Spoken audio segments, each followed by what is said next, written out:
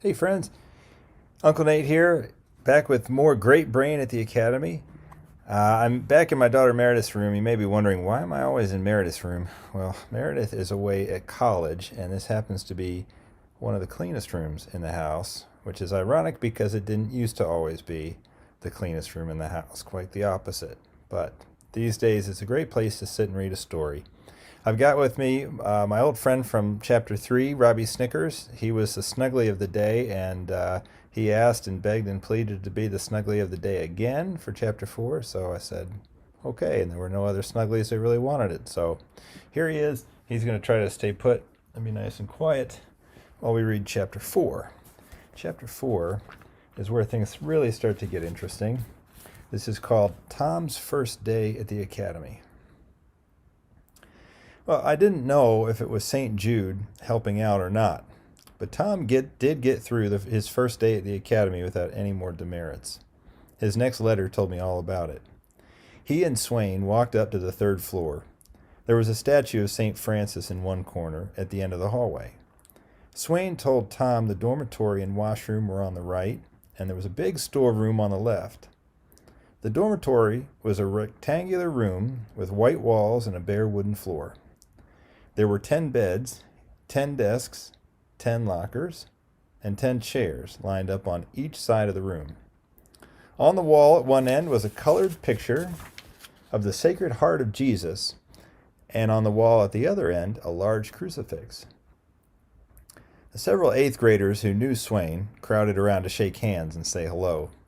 He introduced them to Tom. A boy named Rory Flynn, who had dark hair and flashing eyes, pointed at Tom's face. "What happened to you?" he asked. "Did you fall in a coal bin on your way here?" He laughed. "I rode in the cab of the locomotive from Provo to Salt Lake City," Tom said. All the kids stared at Tom as if he had just said he descended from heaven. "It's the truth," Swain said. Now that made Tom a hero. The boys wouldn't even let him go wash up until he had told them all about the ride. Then he went to the washroom with a red-headed seventh grader following him. The boy waited until Tom had cleaned up and then held out his hand. "My name's Jerry Moran," he said. "I've got bunk number 9 next to you." They shook hands and then returned to the dormitory. Tom put his suitcase on his bunk and began to unpack. When the kids saw the candy, they all crowded around his bunk. "Didn't you tell your brother bringing candy into the academy is against the rules?" Rory Flynn asked Swain. "I told him," Swain said, beginning to unpack his own suitcase. An eighth grader with a thin face pointed at Tom. "You lied to Father Rodriguez," he said. Tom walked over and stood in front of the boy. "Nobody calls T.D. Fitzgerald a liar and gets away with it," Tom said. "You take that back right now or fight me." The boy was older and bigger than Tom, but it was as plain as the fly on your nose that he was a coward. His lips began to tremble. I'm sorry," he apologized. "I take it back." Tom accepted the apology and then faced the other kids. "Just so you all understand," he said, "Father Rodriguez asked me if I had any candy. I told him I didn't have any candy on me. I wasn't lying because the candy was in my suitcase." Rory patted Swain on the back. "We'll help your brother eat the candy so he doesn't get into any trouble," he said. "If any of you kids wants a bar of candy," Tom said, "it will cost you a dime." "But they're only nickel bars of candy," Rory protested. "That's the price in a store," Tom said. 10 cents is the price at the academy." Rory was completely flabbergasted as he stared at Swain. "What kind of brother have you got?" he asked. "An 18-karat conniver," Swain answered. That, for my money, was a low-down thing for Swain to say about his own brother. But he told me he had to do it, so that once Tom started swindling them, the kids couldn't say he hadn't warned them. Rory must have been peeved at not getting a free bar of candy. Well, maybe you did put one over on Father Rodriguez, he said. But smuggling candy into the academy is not only against the rules, it's also a sin. Tom knew right then if he expected to open a candy store, he had to convince the kids of two things. First, that buying candy from him was not a sin, and that having candy and eating it inside the academy wasn't against the rules. His great brain began to work like 60. He removed his catechism and his Bible from his suitcase and placed them on the bunk. Then he took the $3 silver from his pocket and put them on the bunk. Now put your money where your mouth is, Rory, Tom said. I'll bet you those $3 silver against just 25 cents of your own money that you can't show me any place in the catechism or the Bible where it says that it is a sin for a fellow to have all the candy he wants in a Catholic academy. Rory must have known he would lose that bet. So it isn't a sin, he said, but it is against the rules. Tom had expected Rory to say this and already had his great brain had figured out an answer. Swain told me all the fellows are allowed to buy 10 cents worth of candy once every 4 weeks, he said. Is that right? Rory and the other kids all nodded their heads. Well, now suppose, Tom said, that each of us bought 10 cents worth of licorice sticks and we cut them up into 28 pieces. And every day, for 28 days, we ate just one piece of the licorice sticks. And when the 4 weeks were up, we bought another 10 cents worth of candy and divided it up so we could eat one piece each day until another 4 weeks passed. And we kept on doing this until school ended. We would be eating candy every day of the school year, right here in the academy, without breaking any rules. Am I right? Tom knew when all the kids began to nod their heads that he had won his argument. So, he said, there is no rule against any student eating candy anytime he wants. Jerry Moran took a dime out of his pocket and handed it to Tom. I'll take one of those bars with peanuts on top, he said. Tom sold 3 more bars of candy, including one to Rory Flynn, giving him a profit of 20 cents. He could have sold more, but the rest of the kids had turned their money into the superintendent, knowing they couldn't spend any for 4 weeks. Tom knew they would all get money from their parents on visiting days or by mail once he got his candy store operating. There wasn't a doubt in his mind that he would make a fortune. He finished unpacking and then spent the next couple of hours getting acquainted with his fellow 7th graders. He took a liking to 3 of them for 3 different reasons. He liked Jerry Moran because he believed the red-headed kid was the sort of fellow who'd be game for anything.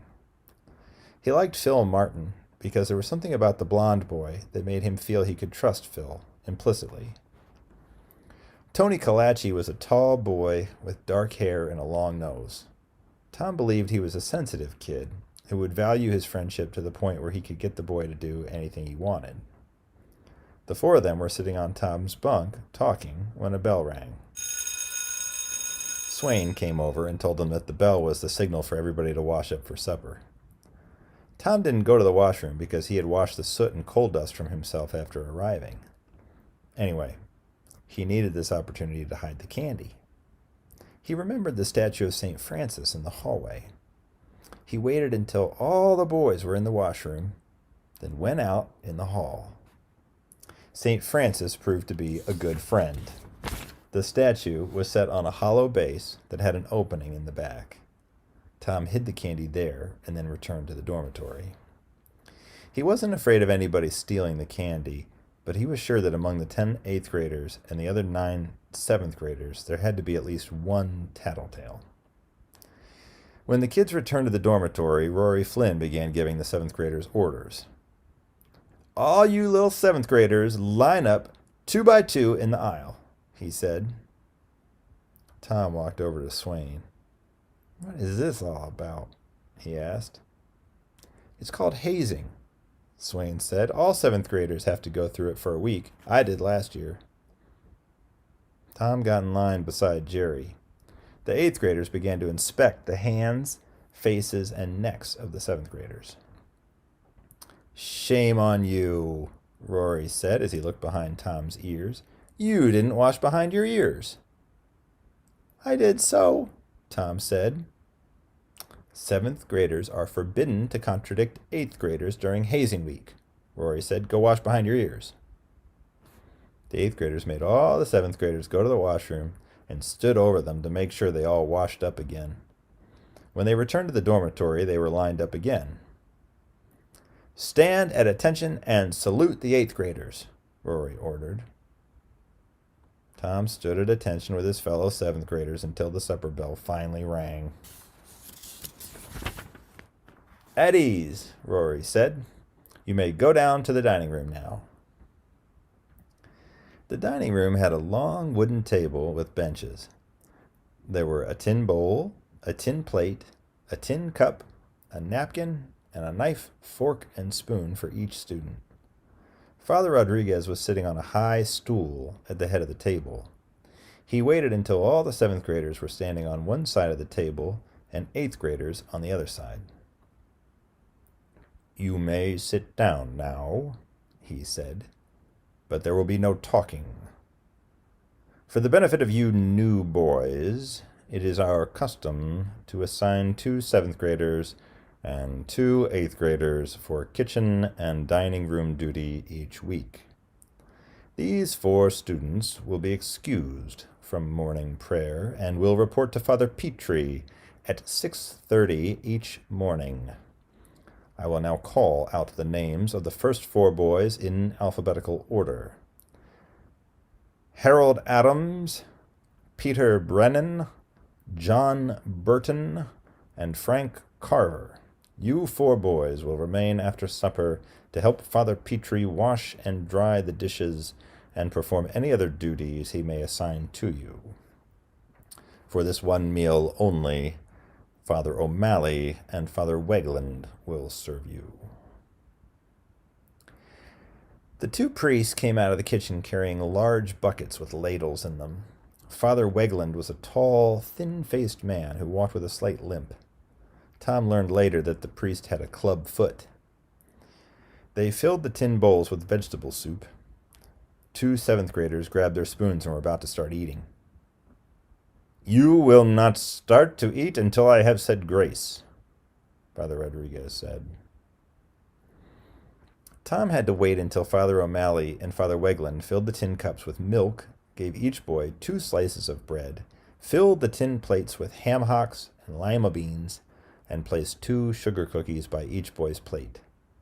Not until then did Father Rodriguez say grace before meals. Tom couldn't honestly say the food was bad. He was used to Mama's and Aunt Bertha's cooking, and compared to theirs, the food was bad.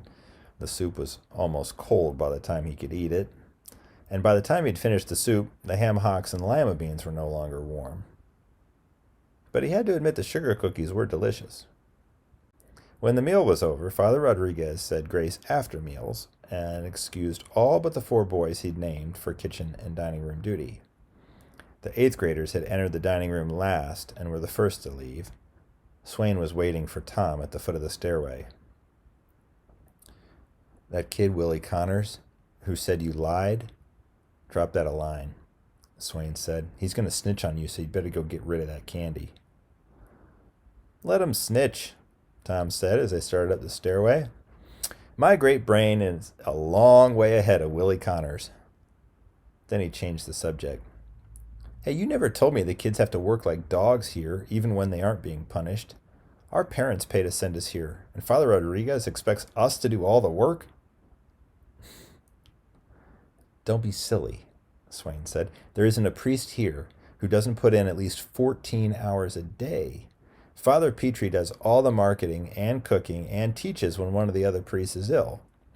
Father Wegland teaches and does all the carpentry and all the laundry and the sewing for the kids as well as the priests.